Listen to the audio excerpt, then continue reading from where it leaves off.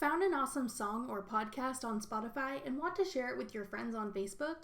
You're in luck. I'm Jessica from TechBoomers.com, and in this video, I'll be showing you how to share tracks from Spotify to your Facebook story. Now let's get started. To begin, open the Spotify app and find the song, playlist, album, or podcast you want to share.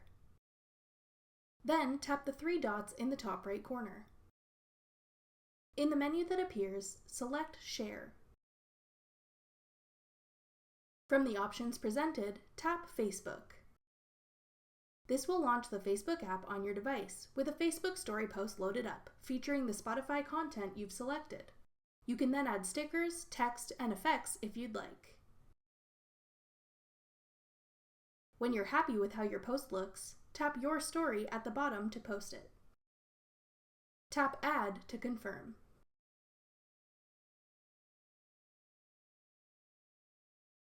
When your friends view your story, they can tap the Play on Spotify link to listen to the content you shared on their own Spotify app.